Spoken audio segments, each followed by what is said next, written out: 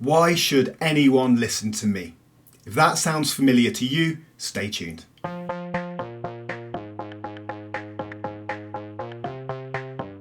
As an author, a content creator, a producer, I am no stranger to imposter syndrome. I've won awards in my career in marketing.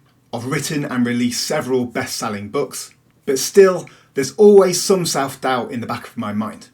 And repeating what I asked at the beginning of this video, why should anyone listen to me? All I can say for this video is, hey, I've lived it, I've gotten through it, and hopefully these tips can help you as well.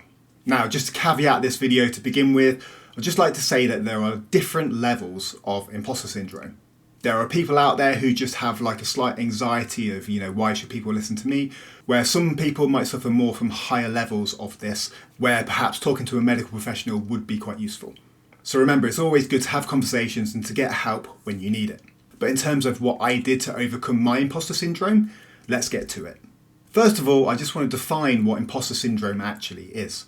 And looking on the National Library of Medicine, imposter syndrome is defined as self-doubt of intellect, skills, or accomplishments, specifically among high-achieving individuals.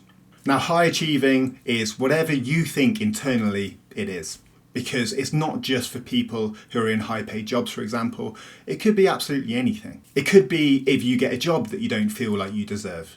It could be getting praise from peers. It could be getting some positive feedback on some work. It could even be something like getting asked to play for your local sports team. So I am going to put aside the high-achieving part of the imposter syndrome definition and focus more on the self-doubt element. So I'm going to go through 5 things that I think have really helped me deal with imposter syndrome during my career. I hope that they can inspire you and help you overcome your self-doubt as well. There might be some things that you think, yeah, that really sounds great. And there might be other things that maybe won't work for you. But either way, I hope that you enjoy this video and that you can take some inspiration from this to help you keep going. So one of the first big times that I experienced imposter syndrome was when I was asked to do a presentation at Meta, previously known as Facebook. So I was up in front of loads of my work colleagues and people in the industry that were looking to me as an expert, if you want to say. So beforehand, I was extremely nervous. I knew in my head that I knew what I wanted to talk about, but just in terms of, how I'll come across to people, if I'm going to stutter, if I'm going to say the right thing, and also with the imposter syndrome, why should they listen to what I've got to say? So a colleague actually told me one piece of advice which stuck with me and just kind of resonated with me for whenever I do any sort of public speaking. And that is that anxiety is physiologically almost identical to that of excitement. So the symptoms are that your heart beats faster, you might get sweaty palms, you've got that feeling in your stomach of butterflies, you might have faster breathing, the list kind of goes on. And once I kind of unpack that internally, whenever now I'm feeling really nervous about a situation, I try and tell myself that, yes, I do have some nerves, but maybe, just maybe, I'm actually really excited about this opportunity. And that the way that I'm feeling is just because I'm so excited.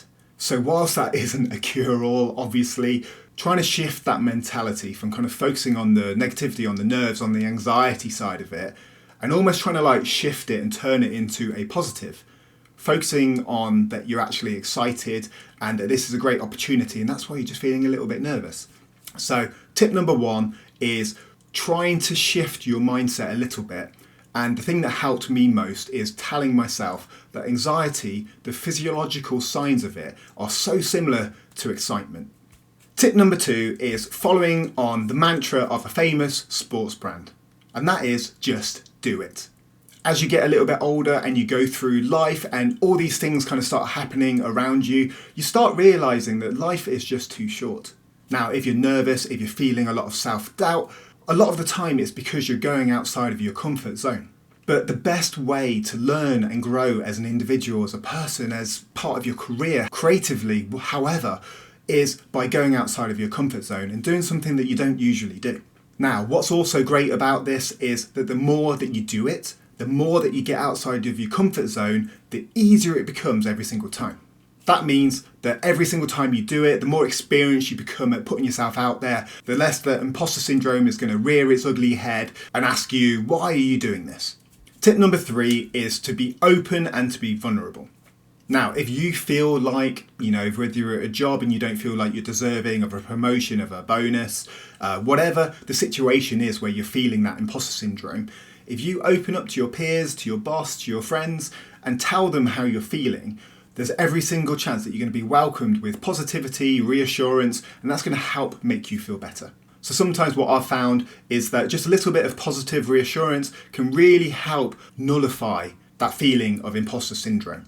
If you've got a boss that you really respect and you're feeling like you're not deserving of something and you just tell them, they could tell you, you're great, you're really good at your job, keep going, you deserve this. And just hearing that from someone kind of adds that level of validation, and that can really help. So make sure you're being honest, you're being vulnerable. And yeah, as I kind of mentioned before, it's always good to talk.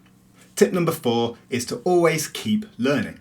Now, this may not be something that you specifically need to do, but oftentimes one of the reasons that I personally feel imposter syndrome is maybe if I'm not 100% confident in something, maybe I slightly lack experience in a certain area, such as public speaking. But for me, I think that if you try to keep learning additional skills, you keep evolving as a person, that's going to help you have more confidence in multiple areas. Again, in sort of job situations, if you take on a new skill, you can improve your performance, and therefore you're going to have less of that self-doubt about yourself. Same can be said in any way of life. If you try and take on new skills and focus on self-improvement, there's every chance that your kind of self-doubt level is going to be brought down just ever so slightly.